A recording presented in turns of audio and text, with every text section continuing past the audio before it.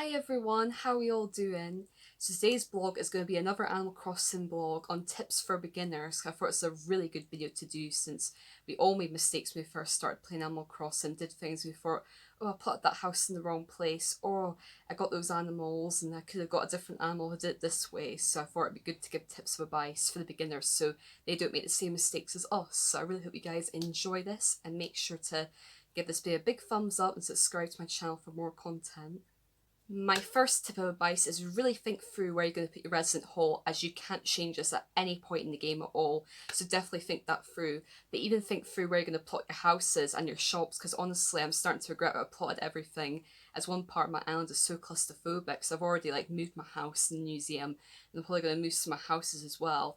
So what I'd say is my best tip of advice is to put your houses on the beach so they're out of the way. So when you go on to do construction work, like building hills and making rivers or whatever, and paths and all the buildings out of the way, so you have lots of room to do things like that and decorate your island the way you want to decorate it. So I think it's important to think about where you're going to put the houses as you have full control of that New Horizon.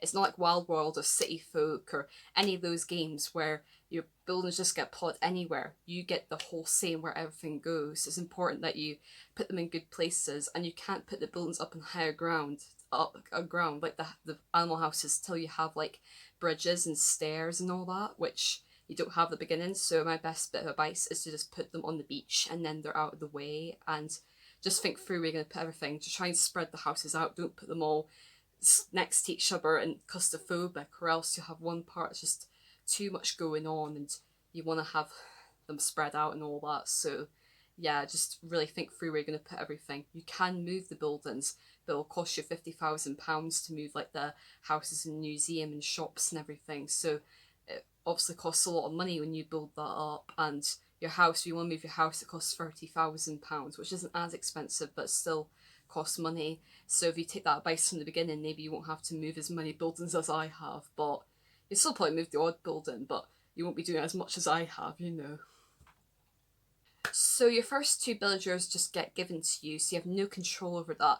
But your next three villagers, you have a bit of control over that. So for example, when you get your plots from Mr. Nook, Mr. Nook, Tom Nook, he will give you your plots, and basically you can go to Mystery Island and find other animals. Now, don't make the same mistake as I did. I went to Mystery Island to sort animals, and I went and got Bo, I talked to him and all that, and I ended up getting Bo.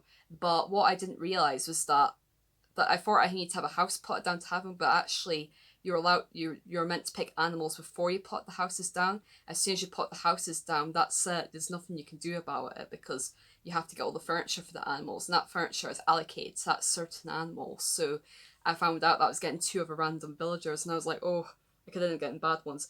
I was lucky enough to get ones that weren't too bad, and I actually got a really good one from it, so I was actually really lucky. So yeah, I got Ordio, and she's amazing. I love her. And then I got Ava, which I think's okay, but I'm not a massive fan of her, so I'll probably move her out at some point. But yeah, I was actually quite lucky with it. But don't plot all your houses down at once. Look around Mystery Islands first, save up Nook miles from the machine, and look around Mystery Islands. Make sure you get animals you really, really want, because if you plot all those free houses down in one or haven't looked for any animals, for all you know, you could get free animals you really, really cannot stand, and you could be left with them for a while, so you don't want that. So make sure you get tickets and look around Mystery Islands first, and then don't plot your houses down until you're confident that you've got an animal that you're least happy with. That's the advice I'll give you.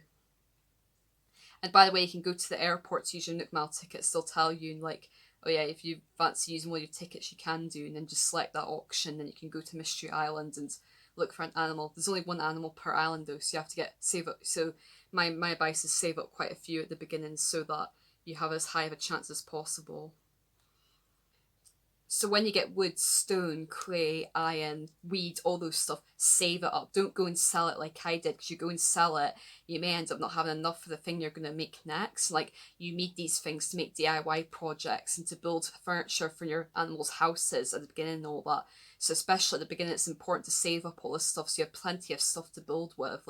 Don't sell it like I did, even though it's tempting to make a bit of money.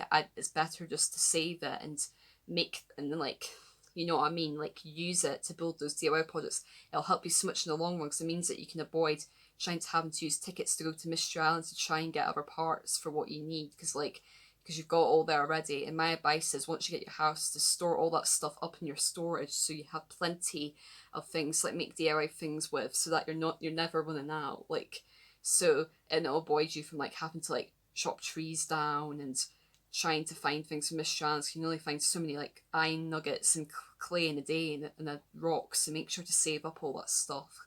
I wish I saved it up more in the beginning. I'm saving it up now and it's helping so much, so save it up right from the beginning because you will be making a lot of things for different animals. So eventually you'll get the Nook Crammy, which is a shop where the Nook boys do buy you can buy furniture from the Nook boys and all that. But basically there's a box outside the Nook store. My advice is, if you have anything to sell, put it in that box because it will save up the money and put it into your savings, and that's a great way to save up money. You'll need to save up this money not even just at the start but later for like furniture items, for building things like stairs, bridges, for like moving plots. Like I said before, you'll be using money to a lot of money like all the time, and also for house mortgage as well, for getting new rooms. So it's a good way to like save up money, because it's always tempting to like buy something from the Mabel sisters or to go to Nook Crammy and buy a furniture item. But if you save up that money, then the temptation isn't there. So it's a good way to save up money, and I highly recommend it. Now, the sixth animal you have to take from the campsite, like the sixth animal, unfortunately, have to take it. But once it gets to the seventh animal, you've got full control. Only go to the Mystery Islands when you've actually plotted a house down, like when you've actually bought one, because they won't be there if you like not done it, unless if you like go in for like flowers or iron nuggets or clay or weed or whatever it is. But if you're not going for certain items, there's no point of going to a Mystery Islands. Like only go if like you've actually plotted like a house down. And what I'd say is save up some tickets just in case if you need to go, for a certain animal or a certain thing or whatever, because it can come handy from time to time. I think the Mystery Islands aren't particularly the most interesting, but they can come in handy from time to time, so it's still good to save up the tickets. You'll get these guys walking around your island every so often called CJ and Flick. CJ sells fish and Flick sells bugs. Now, what I noticed was that you get way more money from them if you sell fish and bugs to them than you would at the Nook Crammy. So my best tip of advice is, when you catch fish or bugs and you've already put them in the museum and they no longer you can only take you can only put one fish and one fossil and one bug and all that per museum. So once they have that fish and bug or whatever, you can't hand it in. So my best tip of advice for the ones that you that haven't got been sent to the museum is to save them up in your storage and to sell them to CJ and Flick when they come, because you'll make a hell of a lot of money. I made so much money just by selling bugs to Flick and selling fish to CJ, so it's definitely worth it. So make sure to save up all your fish and bugs and give them to them, because then you'll make a lot more money that way.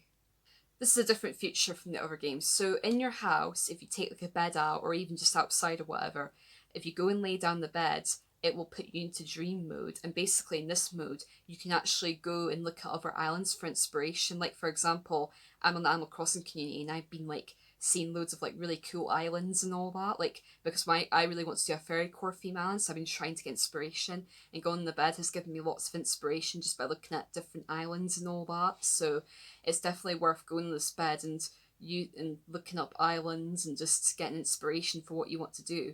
And if you're looking for a theme in general, you can find codes and ways. But if you're just looking for ideas in general, and just going to bed is a brilliant idea, and it helps in so many ways, because then like you get ideas for your island and it's really cool. Like it's a really nice feature that they've added into this, because it's the New Horizon version. It's a lot to do with decorating. Well, the older versions were more just like you couldn't really decorate outside. So, but yeah, it's a good way to like get inspiration for your island. My next tip of advice is to make sure to go to the Nook Mile machine every day, because if you go every day, you'll get extra Nook Miles, which obviously come in really handy. And you get Nook Miles just by doing different tasks, like planting flowers, catching fish, catching bugs, all that kind of stuff. You'll get Nook Miles constantly all the time. It'll always be like pinging like da-ding, da-ding, like, oh, there's more Nook Miles, yay, Sometimes you're only getting 100, and there were times you get 2,000, depending on what you did. But yeah, and basically in the Nook Mile machine, you can like use your Nook Mile tickets for so many things. Like you can use it for extra pocket space, you can use it for the designer app. At the moment, I can like buy paths with it. You can buy like items with it. I bought a pool with it.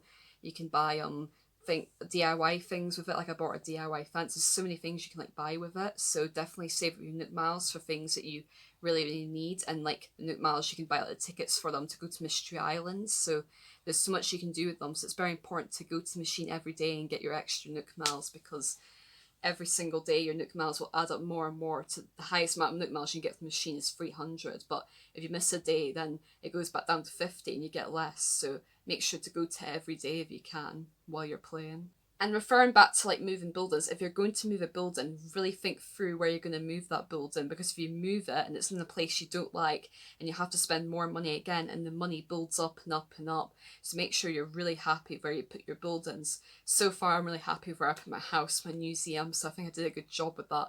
I put them up in the cliffs out of the way from things, so and it looks really nice because it's got like its own areas now, which is really nice, and it's looking a lot better and a lot neater now. But yeah, just think through where you're going to put your buildings, and think through how what you think you want your island to look like, and that can help. Like just picture in your head, would it look good that way? Would it look good this way? You know, just have a wee think about it, and don't just move it straight away. Have a think about it and think, should it go there? Should I do that? You know, there's no rush to move everything and do everything.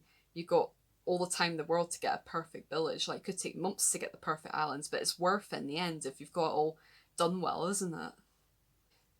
Make sure to get yourself a swing shot, because if you get the swing shots, basically you can like ping them up in the air and get a present. So if you see a present floating about, you can like ping it up and get it. And sometimes the presents can be a bit crap because you've got as the same DIY again or same piece of clothing. But then other times you get lots of money from them. Like for example, the other day I got £30,000 from it, and it was amazing. Every time I was shooting, I was getting more and more money, and it was brilliant. So sometimes it's really worth shooting them. So even if you think it's going to be a crap gift, it might not be. So it's always important to shoot the presents down, because you could be getting extra money that way. And there's all sorts of different ways to make money. There's also the money tree as well. We can like dig a hole and like put money in, and then it gives you £30,000. But what I learned is that you have to have the golden shovel for this, which I've not got yet, because apparently I have to like talk to one of like the birds on the beach or something, and I have to like get the golden shovel that way. But I haven't had a bird go on the beach for the last few days, so unfortunately I've not been able to like do it. And then I realised you have to like do the digging on the beach. Like I didn't realise there was like water holes I had to dig up, so even I'm learning with it as I go along. So yeah, just there's lots of ways to make money, but obviously you want to find the best ways to do it, don't you? If you're on a mystery island or a friend's island and you see different fruit, definitely shake the tree and take that fruit and plant it in your own island, because you want your island to have a variety of different fruits. That makes your island more colourful, doesn't it? You want your island to be all lovely and colourful and bright and all that. It's like the flowers as well. You want to plant lots of flowers as well to like make it look pretty and all that. So it's important that you get lots of different fruits, so there's a variety in your island, and like it makes it more colourful and stand out more. So yeah, definitely take fruit if you see different fruit in Mystery Islands or Friends Islands. I took fruit from Jade's Island. Now my island looks so much more colourful and it's awesome. So, and last but not least, watch out for wasps and spiders. There's been a couple of times where I've got stung by a wasp or spider and I've been like sent right back to my house. Also, watch out for the bees. Like when you're shaking trees, this is another way you can make money. You can get £100 like from shaking trees, and sometimes you can even get the odd furniture item. But sometimes there can be bees in these trees, and if they sting you once, that's fine. But they sting you twice, and you get sent back to your house. So it's important. That's why it's so important to save up weed. You save up the weed, you can make lots and lots of medicine, and to help your like your person get better. So it's important like to save up all the weed and honey hives that come from the trees to like make the medicine. And because if you're shaking trees constantly, you're bound to get stung at some point. There's been times we've got stung quite a few times, and I don't want it happening to you. So make sure you get like beehives and weeds, and make sure you're always making new ones when you get it. Thank you so much everyone for watching my video. I really hope this tips of advice for Animal Crossing has really helped the beginners, like for starting out. I know one of my friends, Enley, has just started playing recently, so I hope this advice helps you, Enley, and I really hope it'll help future players as well. I know my boyfriend, Damien, wants to play in the future as well, so this will be good advice for him to watch as well. And I know many other people maybe starting out now or getting the game for Christmas or whatever, and I know Christmas is like 5 months away, but people may be thinking about it for their next celebration. But I know people are constantly buying it and getting it and all that, so I thought it'd be a good video to make coming from someone who has played for a few weeks now and has made some decisions that I regret already. But yeah, I hope you guys enjoy this. Now back for another blog this weekend, so I hope you guys enjoy, and yeah, have a great day. Bye for now.